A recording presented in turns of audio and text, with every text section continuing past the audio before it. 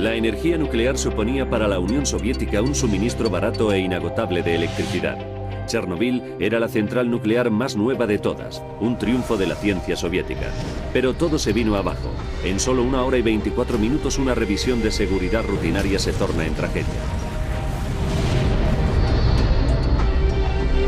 Mueren 31 personas y cientos resultan envenenadas como consecuencia de la nube tóxica que se extiende hasta Asia y Estados Unidos. Ahora volveremos a Chernobyl con las personas que se vieron involucradas y mediante la tecnología más avanzada revelaremos qué fue exactamente lo que falló. Los desastres no ocurren sin más, están causados por una secuencia de acontecimientos críticos. Descubran las nefastas decisiones que se tomaron en los segundos anteriores al desastre. Segundos catastróficos, la tragedia de Chernobyl. Unión Soviética. Ucrania. Chernobyl. El 25 de abril de 1986 el primer ministro Mikhail Gorbachev solo lleva 1 año en el poder. El comunismo y la democracia occidental continúan enfrentados. La Unión Soviética necesita una fuente de energía barata. La respuesta es la energía nuclear. Los más de 2 millones de habitantes de Kiev, la ciudad más grande de Ucrania, reciben su suministro eléctrico de una central nuclear gestionada por el Estado que se llama Chernobyl. Está situada a 104 kilómetros de la ciudad y es un símbolo del poder industrial y tecnológico de la Unión Soviética. Los científicos nucleares soviéticos la consideran la florinata de las centrales nucleares del país. Boris Stolyarchuk está a cargo de las bombas de agua que enfrían el reactor. Esta noche cada movimiento suyo puede marcar la diferencia entre la vida y la muerte. Entonces era joven y me encantaba mi trabajo. Estaba orgulloso de poder manejar un equipo único y participar en la operación de unas máquinas tan potentes. En esa fatídica noche, Yuri Kornev, de 29 años, está a cargo de las inmensas turbinas que generan la electricidad. Trabajar en Chernobyl ha sido su sueño desde que se graduó. Era un trabajo muy interesante y el salario estaba bien. Chernobyl tiene 4 reactores que operan al mismo tiempo. El reactor número 4 es el más nuevo, solo tiene 3 años de antigüedad. Los reactores funcionan como máquinas de vapor gigantescas. Sus barras de uranio calientan el agua. El vapor que producen impulsa las turbinas y así es como generan electricidad. Cuando todo marcha bien, las ventajas son enormes.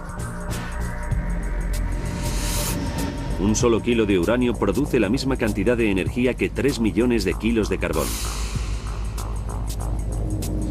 Pero explotar el uranio con seguridad para producir energía es una tarea muy delicada que requiere la más avanzada ingeniería. Esa noche de abril, Boris y Yuri trabajan en el último turno, que empieza a medianoche. Los dos son relativamente jóvenes para trabajar en un medio tan complejo. Sin embargo, los dos están sobradamente cualificados. Llegan media hora antes. Llegamos antes para que el personal pueda examinar los interruptores y las lecturas que deja el turno anterior, así como el estado general de la planta. Pero esta noche va a ser diferente. Cuando se reúne el turno de medianoche les espera una sorpresa. Sus supervisores les ordenan que lleven a cabo un simulacro de seguridad. Para una central nuclear resulta crucial el bombeo de agua fría alrededor del reactor. En Chernobyl, la electricidad que hace funcionar las bombas de agua viene de las turbinas que a su vez funcionan gracias al reactor. Es un círculo perpetuo de producción de energía. Pero si algo marcha mal, podría ocasionar un desastre nuclear. El objetivo del simulacro de esta noche es descubrir si la central puede seguir funcionando hasta que los generadores de repuesto se pongan en marcha en caso de emergencia. Los intentos anteriores para culminar esta prueba no han sido satisfactorios.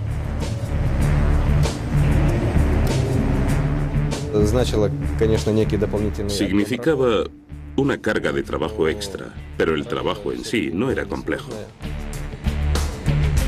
El agua que enfrían los reactores proviene de un canal que fluye a lo largo de la central. Es un imán para los pescadores locales.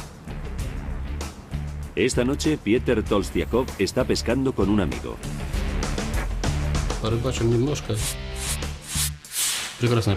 Se nos ocurrió salir a pescar un rato. Hacía un tiempo magnífico y pescamos bastante. Tolstiakov se encuentra en un mirador privilegiado sobre el reactor número 4. Es medianoche. Comienza el turno de noche. Yuri Kornev se dirige a la sala de turbinas. Examiné la turbina y estudié las lecturas.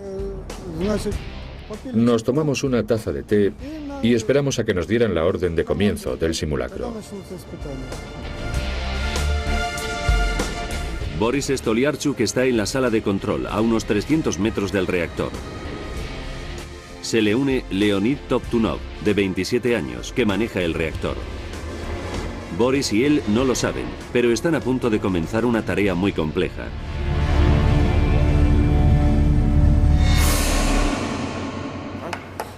Como es habitual, el servicio de bomberos propio de Chernobyl está de guardia por si ocurre una emergencia. 12:05 de la noche. Comienzan los preparativos para la prueba. Leonid reduce gradualmente la potencia.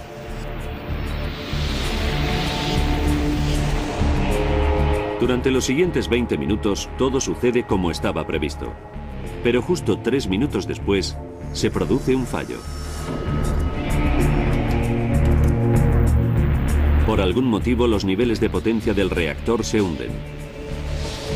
No forma parte del simulacro. Leonid tiene que volver a incrementar el nivel de potencia muy deprisa. Para su alivio, consigue remediar el problema. A la 1 de la madrugada, Leonid cree que el reactor está estabilizado. Prosiguen los preparativos. 3 minutos después, Boris, que opera las bombas, le reemplaza. Enciende 2 bombas de agua auxiliares. Pero bombean el agua dentro del reactor demasiado rápido. Eso es malo. Significa que no se puede transformar suficiente agua en vapor para impulsar las turbinas. Se ha producido un desequilibrio. 1:19 de la madrugada. Leonid cree que puede ayudar aumentando la potencia del núcleo del reactor. Funciona. El reactor se calienta más y genera más vapor para impulsar las turbinas. Leonid y Boris creen que tienen la situación bajo control. Continúan con la preparación del simulacro. Lo que no saben es que el núcleo se está recalentando hasta alcanzar un nivel peligroso. En la sala de turbinas, Yuri Kornev recibe una llamada de teléfono. Alguien de la sala de control le dice que ya se han completado los preparativos y que el simulacro está a punto de comenzar. Al equipo del turno de noche todo le parece normal en Chernobyl.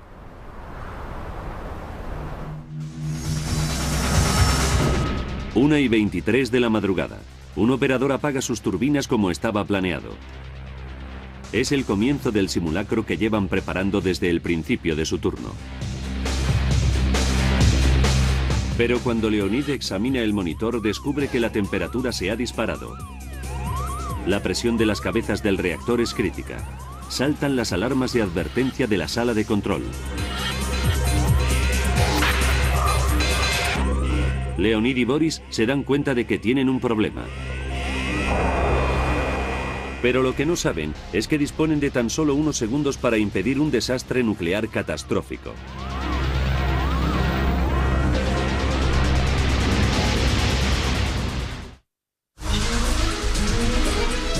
Los ingenieros de la central más moderna de la Unión Soviética han iniciado un simulacro de seguridad.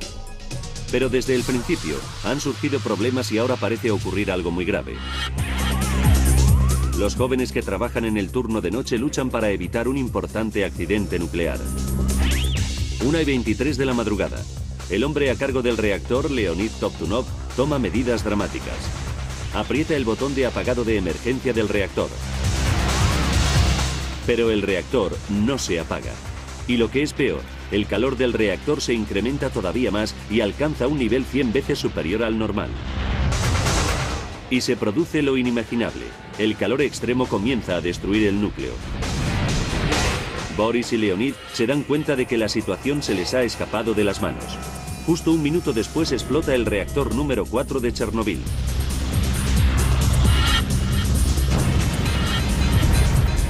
La fuerza de la explosión hace volar por los aires el techo de acero de 2000 toneladas del reactor. 8 toneladas de combustible altamente radioactivo se dispersan en el cielo de la noche.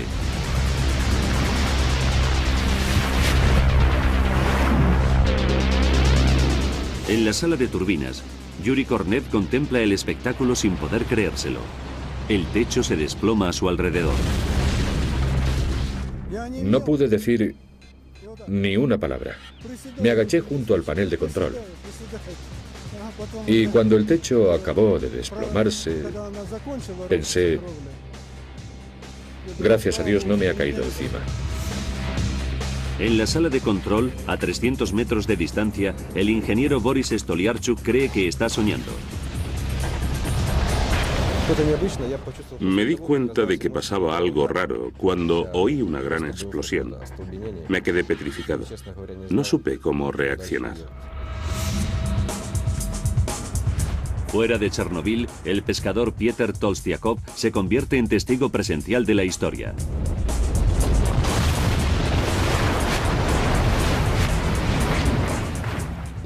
Explosión no es la palabra adecuada. Fue más como una erupción volcánica.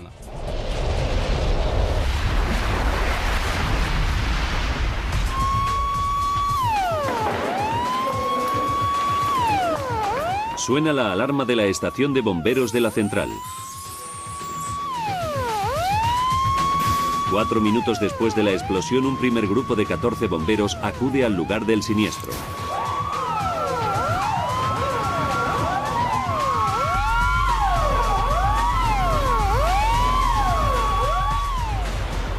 El reactor número 4 está en llamas. Necesitan refuerzos. El jefe de bomberos, Pieter Kemmel, es uno de los 100 bomberos de refuerzo que respondieron a la llamada. Había trozos de cables tirados por todas partes.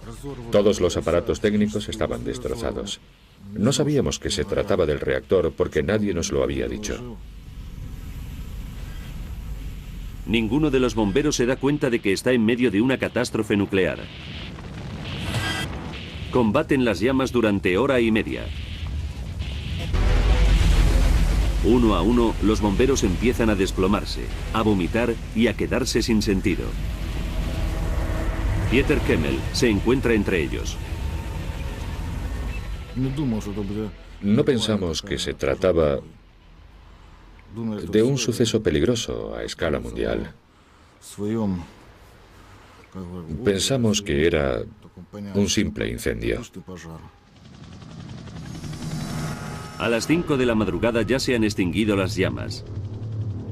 Pieter es trasladado en avión a un hospital de Moscú para recibir tratamiento. Sufre los efectos de la radiación. Pero por lo menos ha sobrevivido. De los 69 bomberos que intervienen en el incendio, 31 mueren por exposición directa a la radiación. Muchos otros sufren de síndrome de radiación grave. Tienen quemaduras térmicas y químicas, fallos cardíacos y daños en los pulmones y en el sistema inmunológico. Pero esto es solo el principio de la crisis. El reactor resquebrajado continúa emitiendo radiación letal. Pero las autoridades soviéticas reaccionan con el silencio. En la carrera entre la Unión Soviética y Occidente, el presidente Gorbachov intenta ocultar el desastre. La mayoría de los empleados de la central viven con sus familias en el pueblo de Pripyat, a 3 kilómetros de distancia. No tienen ni idea de que sus vidas corren peligro. Oksana Chavchenko tenía entonces 13 años. Esa noche su padre estaba trabajando en el reactor número 4. No volvió a casa por la mañana. Una vecina vino a ver a mi madre y le dijo que había pasado algo en la central y que todavía no había vuelto nadie. Su madre también trabajaba allí.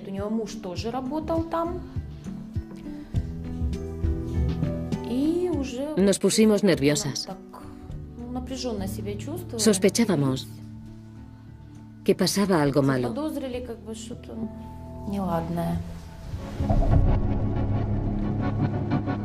Esa noche seguía sin haber noticias del padre de Oksana. Mientras tanto, las autoridades inician unos preparativos de alto secreto para evacuar a toda la población de Pripyat, unas 50.000 personas.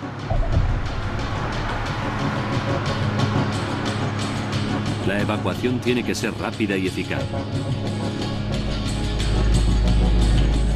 Se llama al ejército para que organice un convoy de 1.200 autobuses. 36 horas después de la explosión, los residentes de Pripyat reciben la primera información oficial.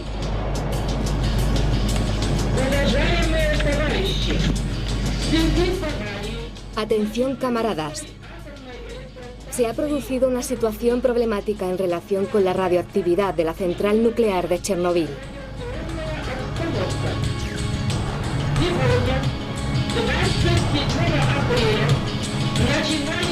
Como precaución temporal, se ha decidido evacuar a los ciudadanos de Pripyat. Oksana se quedó asombrada. Nos dijeron que hiciésemos las maletas y que preparáramos algo de comer para el viaje, que lleváramos nuestra documentación y dinero y esperáramos a que llegaran los autobuses.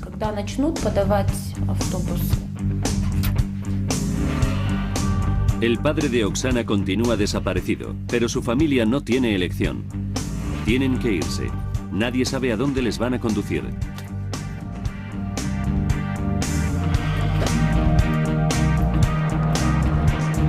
La evacuación en masa empieza a las 2 de la tarde. 3 horas después, Pripyat es un pueblo fantasma. La columna de autobuses y camiones se extiende a lo largo de 15 kilómetros. En Chernobyl, el reactor continúa escupiendo radioactividad.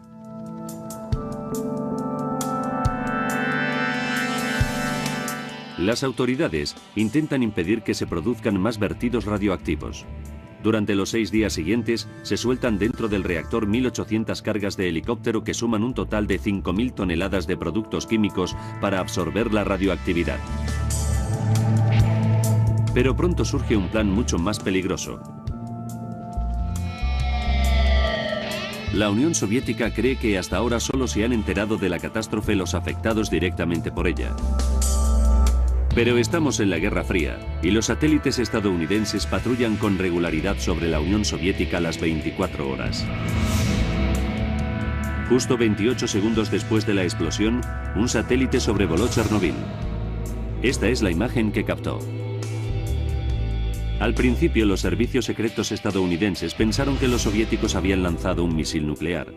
Pero el rojo denotaba una zona de calor intenso en una central nuclear, Chernobyl. Se dan cuenta de que ha ocurrido un terrible accidente. Los estadounidenses son los últimos que el líder soviético Mikhail Gorbachev quiere que se enteren del accidente. Lleva solo un año en el cargo y los norteamericanos podrían emplear la información para desvelar las carencias de la tecnología nuclear soviética y el desastre resultaría vergonzante a nivel internacional.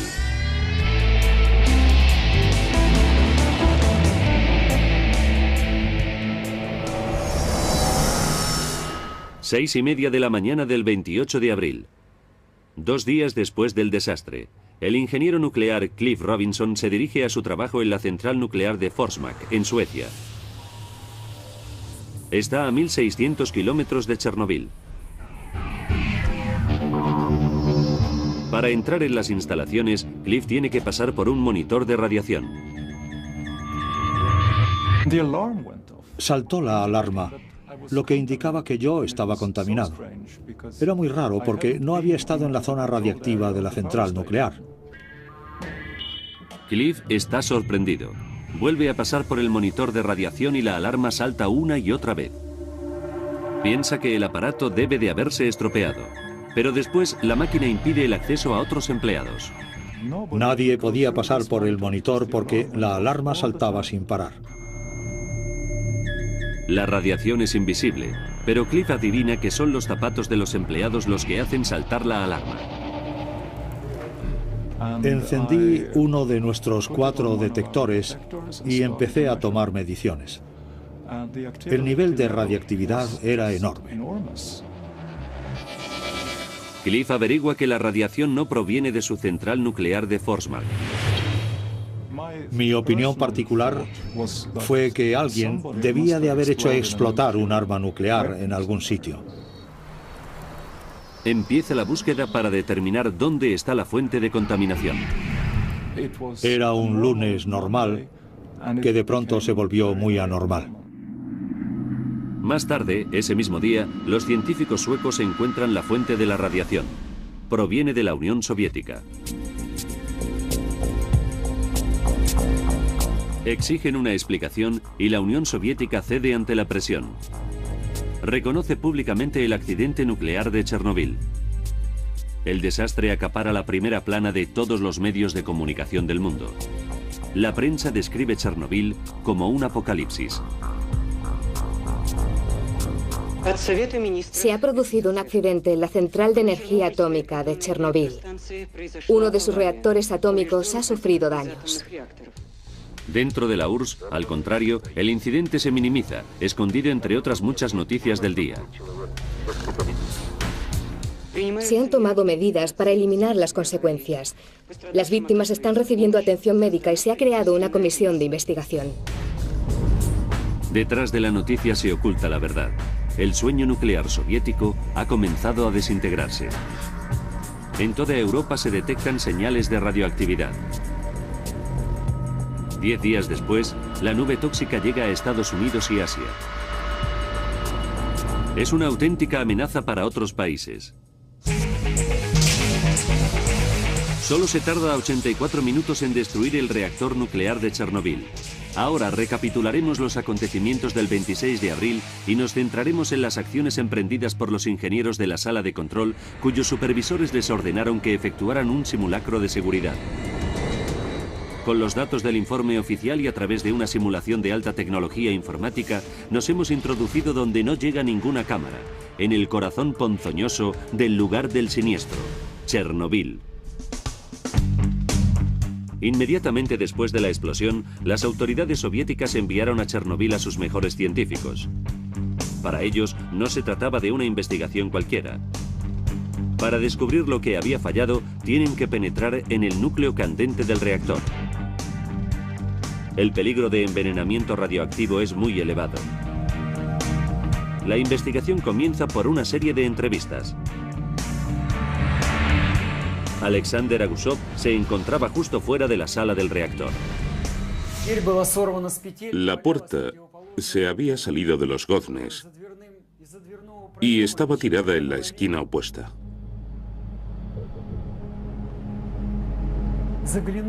A través de la puerta no se veía nada.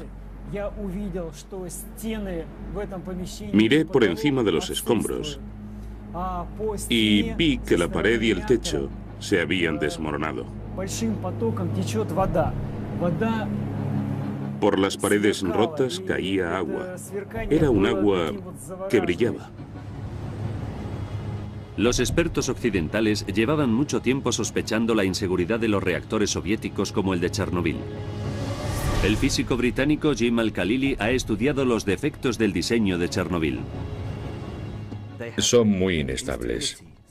Tienen un defecto de construcción que provoca que puedan calentarse mucho, muy deprisa. Los ejecutivos de la central conocían esos defectos de fabricación. Entonces, ¿cómo pudo producirse el desastre? Los investigadores acudieron al lugar de los hechos y reconstruyeron cuidadosamente lo que pasó esa noche. Enseguida centraron su atención en el simulacro de seguridad. La prueba debía haber tenido lugar durante el día, cuando se encontraban de servicio más ingenieros superiores. pero apagar el reactor habría supuesto cortes en el suministro de electricidad de Kiev.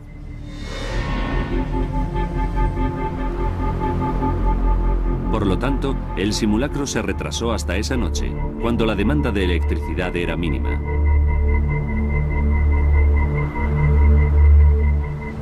Pero entonces, todos los ingenieros superiores se habían ido a casa y solo quedaba un equipo de jóvenes a cargo del reactor número 4. Y la responsabilidad de llevar a cabo la prueba recayó sobre ellos.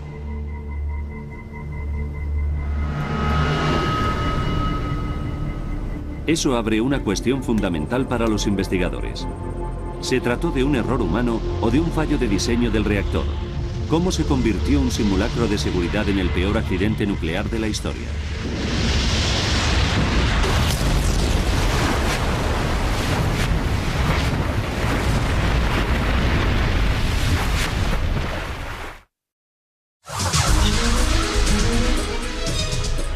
La exposición directa a la radiación mata a 31 bomberos tras la explosión de Chernobyl.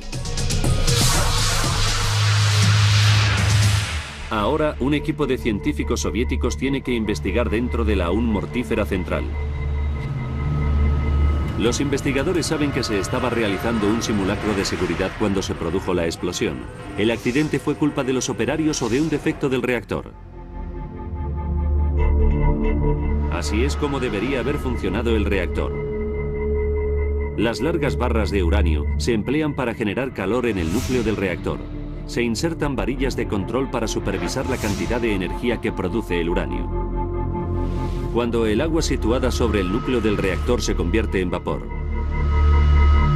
Al igual que en cualquier central de energía convencional, el vapor impulsa las turbinas que generan la electricidad. Chernobyl funciona con la misma energía eléctrica que genera. Los simulacros de seguridad se efectúan para asegurarse de que la planta sigue funcionando cuando se produce algún fallo electrónico. Por ejemplo, para ver si la central recibiría electricidad suficiente para controlar con seguridad la combustión de las barras de uranio si las turbinas se detuviesen. ¿Podrían proporcionar suficiente refrigeración las bombas de agua? En circunstancias normales, el reactor puede acelerarse o ralentizarse subiendo o bajando las varillas de control del núcleo. El agua que se bombea sobre el núcleo sirve para que no se recaliente, además de producir vapor para generar electricidad. Pero si las turbinas de la central no pudieran producir la electricidad que hace funcionar las cruciales bombas de agua, el reactor podría recalentarse rápida y peligrosamente. Por eso los científicos centraron su investigación en los actos de los operarios del turno de noche. La seguridad del reactor depende de un delicado equilibrio entre estos dos hombres. Juntos tienen que asegurarse de que haya siempre suficiente vapor para impulsar las turbinas y para que el núcleo del reactor no se recaliente. Aunque eran jóvenes, los dos tenían mucha experiencia. Entonces, ¿qué pudo pasar aquella noche fatídica? Nos encontramos a 1 hora y 19 minutos de la explosión. Leonid pone en marcha el núcleo del reactor. Al principio todo parece marchar bien. Las varillas de control del reactor regulan la cantidad de energía que produce el uranio. En el núcleo de un reactor, el vapor y por lo tanto la cantidad de energía generada se regula mediante varillas de control. Cuando las varillas de control se bajan hacia el núcleo, se produce menos energía y a su vez se produce menos vapor para impulsar las turbinas. Cuando se levantan las varillas de control, la energía del núcleo vuelve a incrementarse.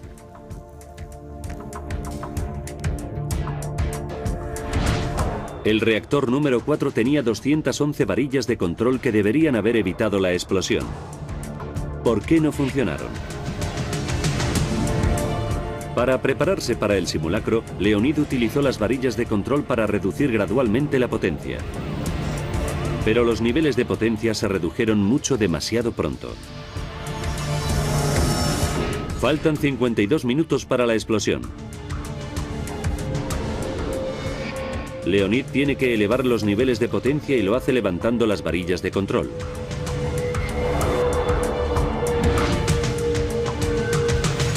Funciona. Lenta pero segura, la potencia alcanza el nivel requerido.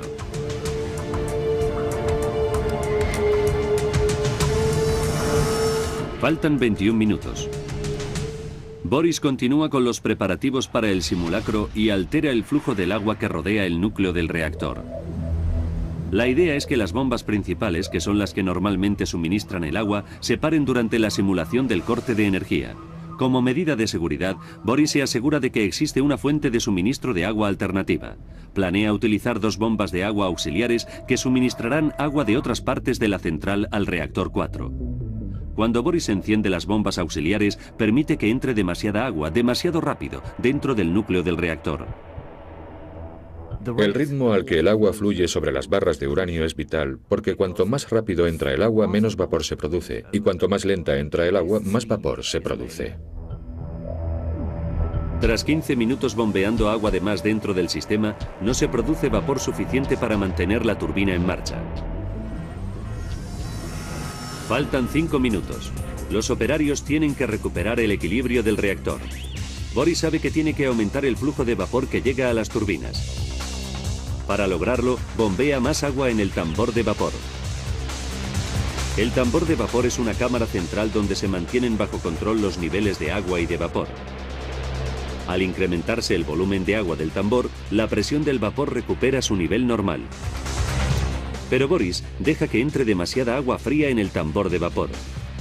El resultado es que el exceso de agua penetra en el núcleo del reactor y vuelve a disminuir la cantidad de vapor generada. Y ni siquiera han empezado aún el simulacro. Los investigadores saben que los operarios de la sala de control se han metido en un lío muy serio. Solo les quedan 4 minutos. Lo único que puede hacer Leonid para incrementar el vapor que llega a las turbinas es reducir el número de varillas de control del núcleo. Las instrucciones operativas fijan el número mínimo de varillas de control en 26. Leonid decide que no tiene otra elección que apurar al máximo. Saca todas las varillas excepto 6. Sorprendentemente, en una situación tan crítica, el turno de noche continúa con el simulacro. Los técnicos que efectuaban el simulacro fueron muy ingenuos al pensar que podrían seguir adelante con las pruebas con solo 6 varillas de control dentro del reactor. Con tan pocas varillas de control, lo único que podía impedir que se recalentara el reactor era el agua que rodeaba su núcleo. Hasta la más mínima disminución del nivel de agua puede resultar crítica. Y el destino quiere que cuando más lo necesitaban se interrumpa la comunicación entre Leonid y Boris. Faltan menos de 3 minutos para la explosión. Boris por fin se da cuenta de que ha dejado entrar demasiada agua en el tambor de vapor. Inmediatamente corta el flujo de agua, lo que también afecta al agua que fluye sobre el núcleo recalentado del reactor. Boris no presta atención al hecho de que Leonid haya retirado todas las varillas de control excepto 6. No tenía ni idea. No sabía que había menos varillas de las necesarias. Falta 1 minuto y medio para la explosión. Sin suficientes varillas de control para mantener la temperatura en orden, el núcleo del reactor se está recalentando gravemente. El turno de noche no es consciente de que la central nuclear se les ha escapado de las manos. Expuesto a temperaturas extremas, el reactor número 4 de Chernobyl está a punto de estallar.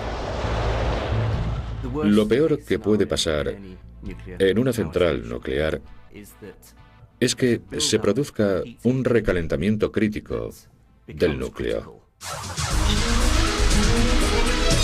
Pero los investigadores siguen sin entender por qué el núcleo recalentado desencadenó la explosión final.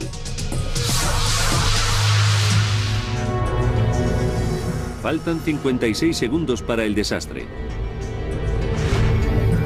El operario de la turbina recibe la orden de continuar con el simulacro de seguridad.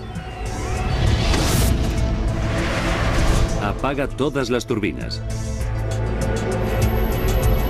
De repente, los marcadores muestran que los niveles de energía del reactor son peligrosamente altos.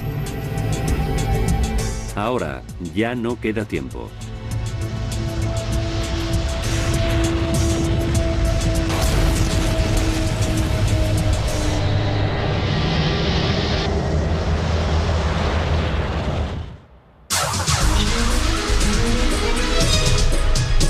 Un simulacro de seguridad en Chernobyl termina provocando una catástrofe. El reactor nuclear va a explotar dentro de 13 segundos. Los hombres de la sala de control no pueden hacer nada al respecto. Las barras de uranio se parten a causa del intenso calor. La explosión genera una enorme onda expansiva contra la tapa de 2000 toneladas del reactor. 8 toneladas de residuos altamente radiactivos explotan en el cielo. No podía ni imaginarme que algo así pudiera pasar. Nos cogía a todos por sorpresa. Nunca había pasado nada igual.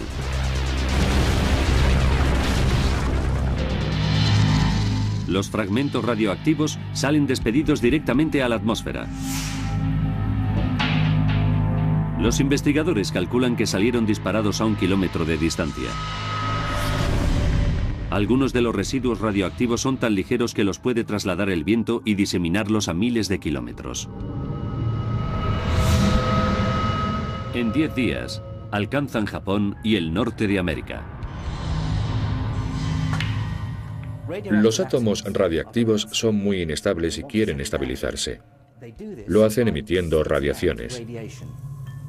Si la dosis de radiación es lo bastante grande, puede llegar a dañar los tejidos humanos e incluso resultar letal. Aunque ahora los investigadores ya saben lo que causó la explosión, están horrorizados ante la perspectiva de una catástrofe mucho mayor. La radioactividad no se extiende solamente por el aire. Los científicos temen que el núcleo del reactor se funda en la masa de agua sobre la que está construido. Una vez que el material radiactivo entra en contacto con aguas subterráneas, puede extenderse muy deprisa y llegar a miles y miles de hogares en forma de agua potable. Los habitantes de Kiev, a solo 104 kilómetros de distancia, no tienen ni idea de que sus vidas corren peligro. Pero para los hombres a cargo del control del desastre representa una gran preocupación. Tienen que averiguar si se ha fundido el núcleo. La tarea le es asignada a Veniamin Prianisnikov. Tiene que arrastrarse por un túnel de 80 centímetros de ancho para inspeccionar los daños del núcleo. ¿Por qué acepté desempeñar esa labor? ¿A qué se refiere con aceptar? Yo no acepté. En aquellos tiempos a nadie le pedían su consentimiento. Veniamin sabe muy bien que está arriesgando su vida. Con mucho cuidado se mete en el habitáculo que hay bajo el núcleo. De repente le cae algo en la cabeza. Si me hubiera caído encima fluido radiactivo, estaría muerto. Ahora sería hombre muerto. Sus compañeros le lanzan un contador Geiger.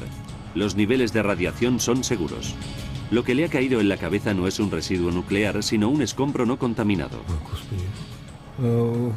Cuando me di cuenta de que seguía vivo, me alegré tanto que es difícil de creer. Estaba entusiasmado. Si hubiera sido material radiactivo, no habría tenido ninguna posibilidad de salir con vida. Se me habrían podrido los huesos. Veniamin confirma que de momento el núcleo del reactor no se ha fundido. Pero las autoridades temen que acabe haciéndolo. Tienen que actuar deprisa. Rápidamente deciden colocar una enorme losa de hormigón bajo el reactor. Pero para colocar la losa tienen que construir un túnel de acceso. Es una tarea faraónica. 400 mineros excavan día y noche. En 15 días consiguen completar un túnel de 168 metros de largo. Y se consigue colocar la losa de hormigón en su sitio. Sin embargo, encima de la losa, dentro de los restos del reactor, todavía quedan 200 toneladas de fluido radioactivo. La radiación que emite podría causar daños muy graves durante muchos años. Las autoridades deciden que la mejor forma de impedirlo es construir un enorme sarcófago de hormigón alrededor del reactor. Pero no se puede hacer nada, porque los escombros radioactivos de la explosión continúan emitiendo dosis de radiación letales en el aire. Primero hay que retirar los escombros. Es una labor asignada al ejército. Se reclutan miles de liquidadores por toda la Unión Soviética. Se les coloca a las órdenes del general Tarakanov. El Politburó me convocó a una reunión y me dijeron: Nikolai, hemos decidido que como eres el general más valiente y con mayor talento, te vamos a encargar de la operación de retirada de material radioactivo por parte del ejército. Yo les dije que estaban locos, que los soldados no eran robots. Se ordenó a los soldados que enterraran los escombros radioactivos dentro del núcleo destruido. Encontrarán algunos bloques que pesan entre 40 y 50 kilos cada uno. Lleven esos bloques al pozo y arrójenlos dentro. Lo están haciendo correctamente, ¿ves?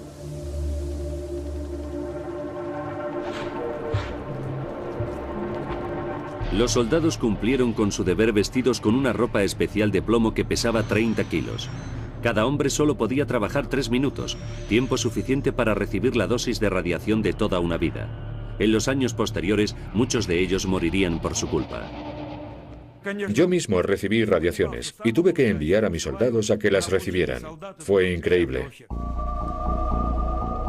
La construcción de la estructura se realiza al mismo tiempo que la operación de limpieza. Se termina en un tiempo récord de 206 días.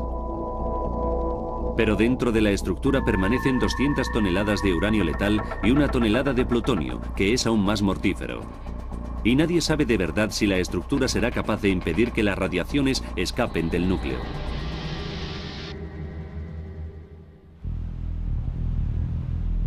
Por primera vez desde la explosión nuclear, el operativo de la bomba, Boris Stolyarchuk, vuelve a la sala de control de Chernobyl.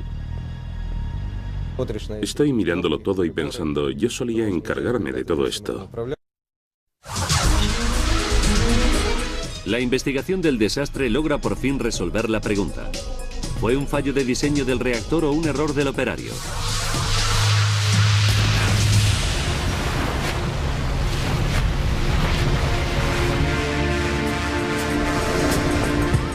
Se descubre que la cadena crítica de sucesos se desencadenó por los actos de los trabajadores del turno de noche, a quienes sus supervisores habían ordenado realizar un simulacro de seguridad. Leonid retiró demasiadas varillas de control del reactor. Después, Boris redujo la cantidad de agua refrigerante que lo rodeaba.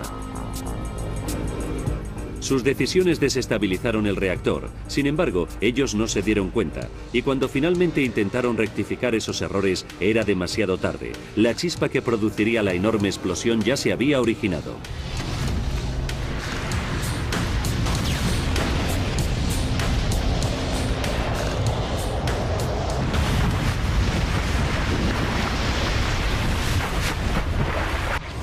Pero los investigadores determinaron que no se podía culpar a los operarios del turno de noche.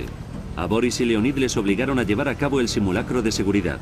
La conclusión final: el desastre estuvo causado por una gestión ejecutiva ineficiente. Se condenó a 10 años de cárcel a 3 ingenieros superiores. Aunque quedó exonerado de toda culpa, Boris todavía se siente obligado a defender la actuación del turno de noche.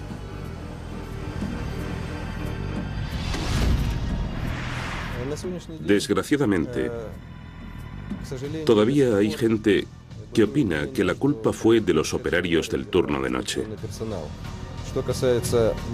Yo no me siento culpable personalmente y creo que los operarios no tuvimos la culpa.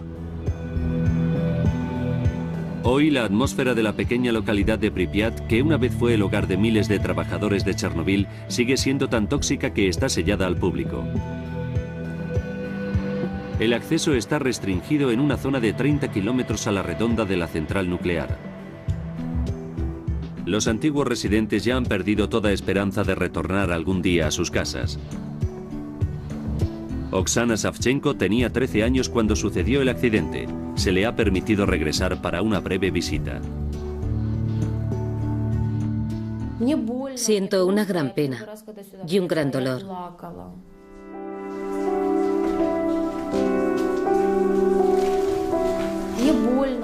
Cuando llegué me eché a llorar. Fue muy duro para mí. Tengo demasiados recuerdos. Su padre, que estaba en la central la noche de la explosión y quedó expuesto a cantidades letales de radiación, murió en un hospital de Moscú unos meses después. Sorprendentemente, la central nuclear de Chernobyl permaneció en funcionamiento casi 15 años más. Los trabajadores entraban a diario en el área restringida a pesar de que era demasiado peligroso vivir allí. Finalmente, en diciembre de 2000, la central cerró sus puertas para siempre. El gobierno ucraniano estima que han muerto al menos 8.000 personas como resultado de la catástrofe. Pero las Naciones Unidas creen que todavía es demasiado pronto para estimar el verdadero alcance de la tragedia. Una cosa, sin embargo, está clara. En las zonas más afectadas, la tasa de cáncer de tiroides en niños y adolescentes se ha visto multiplicada por 100.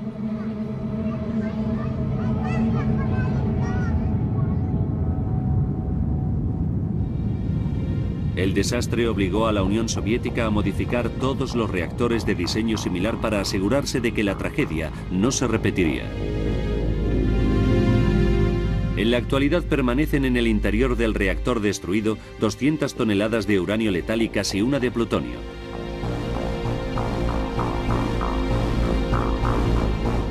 En 1997, un grupo de 28 países, incluido Estados Unidos, acordó financiar un plan a 10 años para encontrar una solución a largo plazo a Chernobyl. Costará la enorme suma de 615 millones de euros. Se construirá un arco de acero de 20.000 toneladas que encerrará por completo el reactor 4 de Chernobyl. Una parte fundamental del nuevo proyecto es la colocación de 4 grúas gigantes en el techo de la nueva estructura. Serán capaces de desmontar los escombros y eliminar el polvo radioactivo. Cuando esté terminado, se espera que la amenaza radioactiva de Chernobyl haya desaparecido para siempre.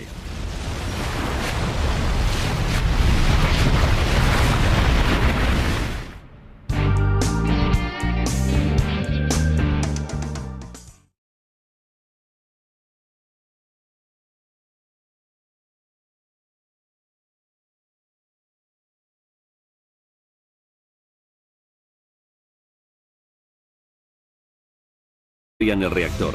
Esta noche cada movimiento suyo puede marcar la diferencia entre la vida y la muerte. Entonces era joven y me encantaba mi trabajo. Estaba orgulloso de poder manejar un equipo único y participar en la operación de unas máquinas tan potentes. En esa fatídica noche, Yuri Kornev, de 29 años, está a cargo de las inmensas turbinas que generan la electricidad. Trabajar en Chernobyl ha sido su sueño desde que se graduó. Era un trabajo muy interesante. Y el salario estaba bien. Chernobyl tiene 4 reactores que operan al mismo tiempo. El reactor número 4 es el más nuevo, solo tiene 3 años de antigüedad. Los reactores funcionan como máquinas de vapor gigantescas. Sus barras de uranio calientan el agua. El vapor que producen impulsa las turbinas y así es como generan electricidad. Cuando todo marcha bien, las ventajas son enormes. Un solo kilo de uranio produce la misma cantidad de energía que 3 millones de kilos de carbón.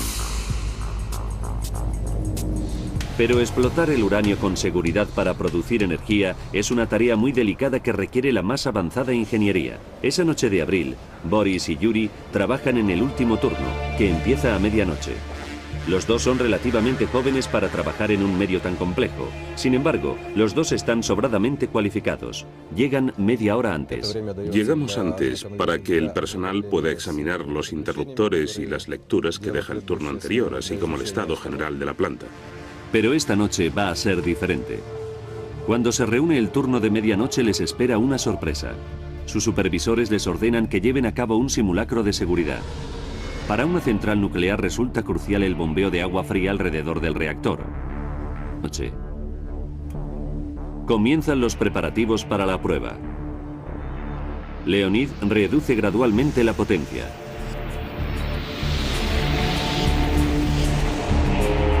Durante los siguientes 20 minutos, todo sucede como estaba previsto. Pero justo 3 minutos después, se produce un fallo. Por algún motivo, los niveles de potencia del reactor se hunden. No forma parte del simulacro. Leonid tiene que volver a incrementar el nivel de potencia muy deprisa.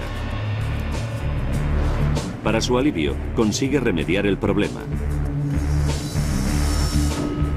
A la 1 de la madrugada, Leonid cree que el reactor está estabilizado. Prosiguen los preparativos. 3 minutos después, Boris, que opera las bombas, le reemplaza. Enciende 2 bombas de agua auxiliares. Pero bombean el agua dentro del reactor demasiado rápido. Eso es malo. Significa que no se puede transformar suficiente agua en vapor para impulsar las turbinas. Se ha producido un desequilibrio. 1:19 de la madrugada. Leonid cree que puede ayudar aumentando la potencia del núcleo del reactor. Funciona. El reactor se calienta más y genera más vapor para impulsar las turbinas. Leonid y Boris creen que tienen la situación bajo control. Continúan con la preparación del simulacro. Lo que no saben es que el núcleo se está recalentando hasta alcanzar un nivel peligroso. En la sala de turbinas, Yuri Kornev recibe una llamada de teléfono. Alguien de la sala de control le dice que ya se han completado los preparativos y que el simulacro está a punto de comenzar. Al equipo del turno de noche todo le parece normal en Chernobyl. En Chernobyl, la electricidad que hace funcionar las bombas de agua viene de las turbinas que a su vez funcionan gracias al reactor. Es un círculo perpetuo de producción de energía. Pero si algo marcha mal, podría ocasionar un desastre nuclear.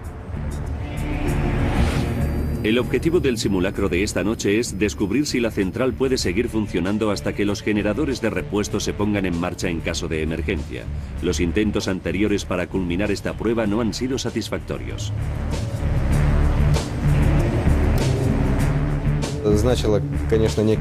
Significaba una carga de trabajo extra, pero el trabajo en sí no era complejo. El agua que enfrían los reactores proviene de un canal que fluye a lo largo de la central. Es un imán para los pescadores locales. Esta noche, Pieter Tolstiakov está pescando con un amigo.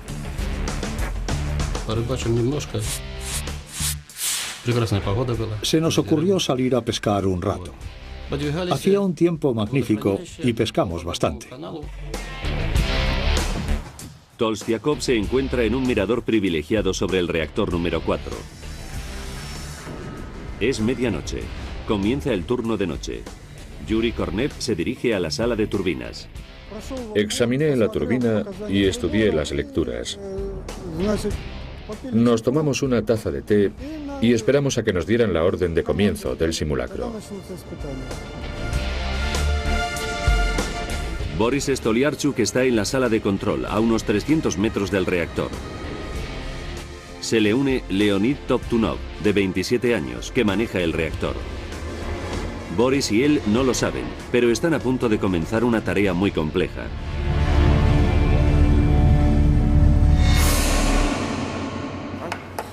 Como es habitual, el servicio de bomberos propio de Chernobyl está de guardia por si ocurre una emergencia. 12:05 de la noche. 1:23 de la madrugada. Un operador apaga sus turbinas como estaba planeado. Es el comienzo del simulacro que llevan preparando desde el principio de su turno. Pero cuando Leonid examina el monitor, descubre que la temperatura se ha disparado. La presión de las cabezas del reactor es crítica. Saltan las alarmas de advertencia de la sala de control. Leonid y Boris se dan cuenta de que tienen un problema. Pero lo que no saben es que disponen de tan solo unos segundos para impedir un desastre nuclear catastrófico.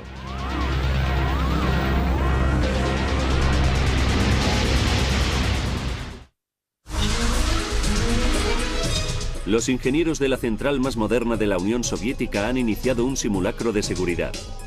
Pero desde el principio han surgido problemas y ahora parece ocurrir algo muy grave.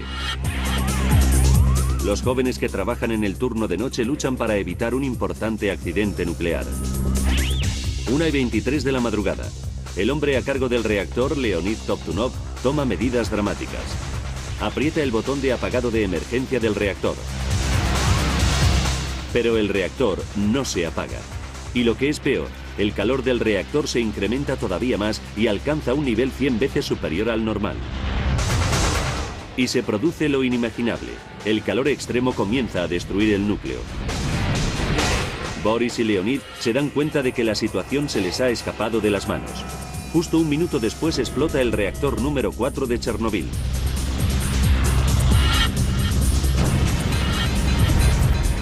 La fuerza de la explosión hace volar por los aires el techo de acero de 2000 toneladas del reactor. 8 toneladas de combustible altamente radioactivo se dispersan en el cielo de la noche.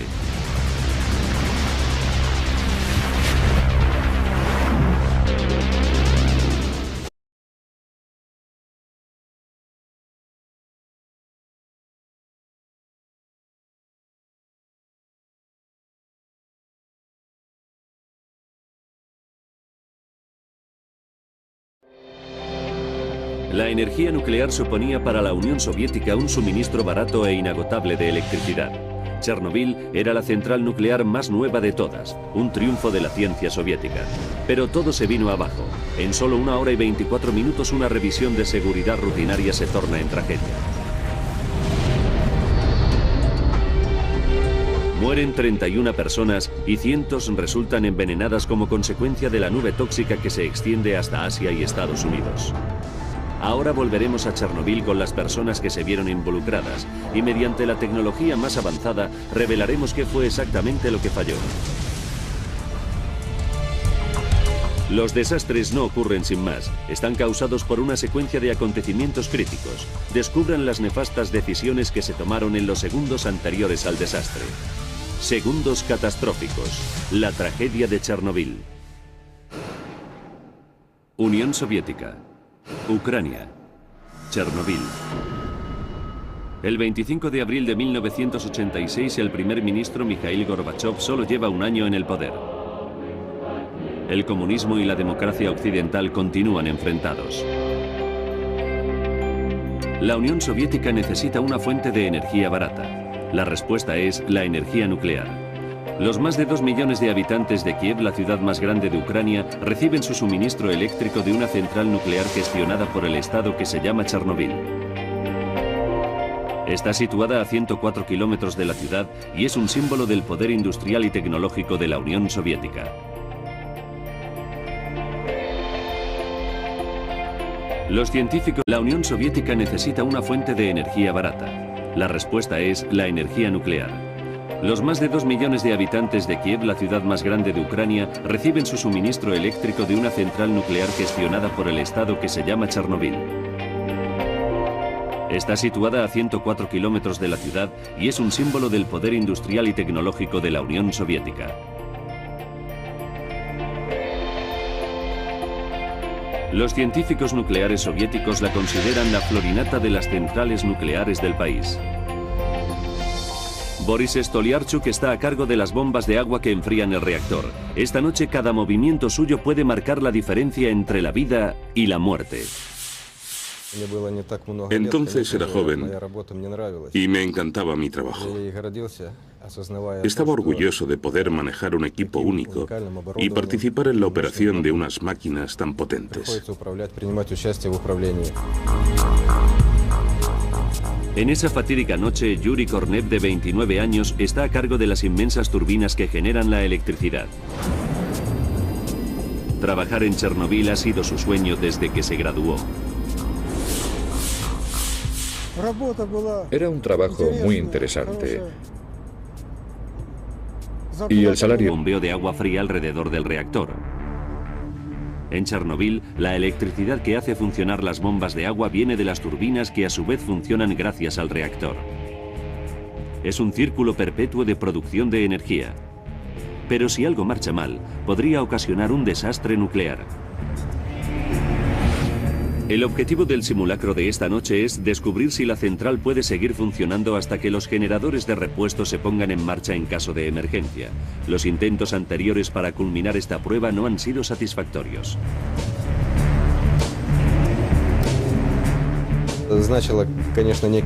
Significaba una carga de trabajo extra, pero el trabajo en sí no era complejo.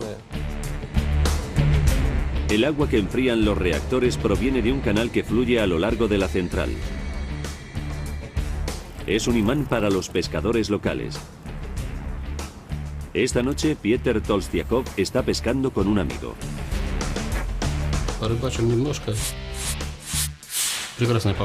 Se nos ocurrió salir a pescar un rato. Hacía un tiempo magnífico y pescamos bastante. Tolstiakov se encuentra en un mirador privilegiado sobre el reactor número 4. Es medianoche. Estaba bien. Chernobyl tiene 4 reactores que operan al mismo tiempo. El reactor número 4 es el más nuevo, solo tiene 3 años de antigüedad. Los reactores funcionan como máquinas de vapor gigantescas. Sus barras de uranio calientan el agua. El vapor que producen impulsa las turbinas y así es como generan electricidad. Cuando todo marcha bien, las ventajas son enormes. Un solo kilo de uranio produce la misma cantidad de energía que 3 millones de kilos de carbón.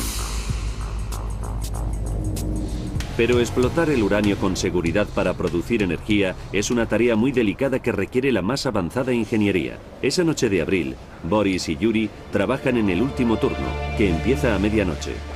Los dos son relativamente jóvenes para trabajar en un medio tan complejo. Sin embargo, los dos están sobradamente cualificados. Llegan media hora antes. Llegamos antes para que el personal pueda examinar los interruptores y las lecturas que deja el turno anterior, así como el estado general de la planta. Pero esta noche va a ser diferente. Cuando se reúne el turno de medianoche les espera una sorpresa. Sus supervisores les ordenan que lleven a cabo un simulacro de seguridad. Para una central nuclear resulta crucial Comienza el turno de noche. Yuri Kornev se dirige a la sala de turbinas. Examiné la turbina y estudié las lecturas. Nos tomamos una taza de té y esperamos a que nos dieran la orden de comienzo del simulacro. Boris Stoliarchuk está en la sala de control, a unos 300 metros del reactor. Se le une Leonid Toptunov, de 27 años, que maneja el reactor. Boris y él no lo saben, pero están a punto de comenzar una tarea muy compleja.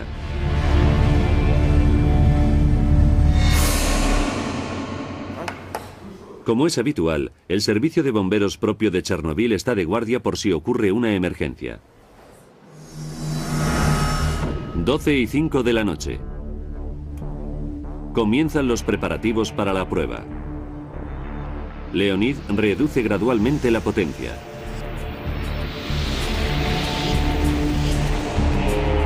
Durante los siguientes 20 minutos, todo sucede como estaba previsto.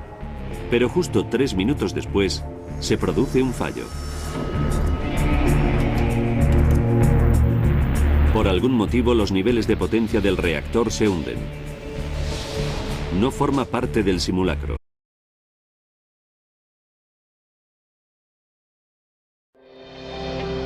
La energía nuclear suponía para la Unión Soviética un suministro barato e inagotable de electricidad.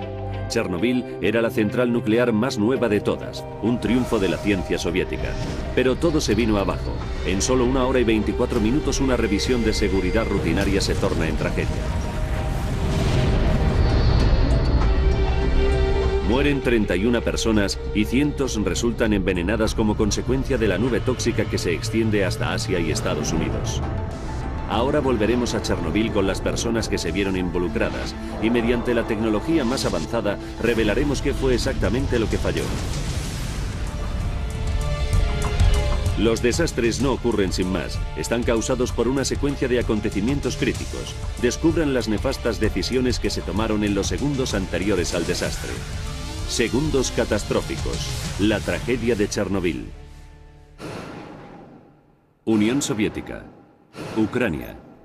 Chernobyl. El 25 de abril de 1986, el primer ministro Mikhail Gorbachev solo lleva 1 año en el poder. El comunismo y la democracia occidental continúan enfrentados.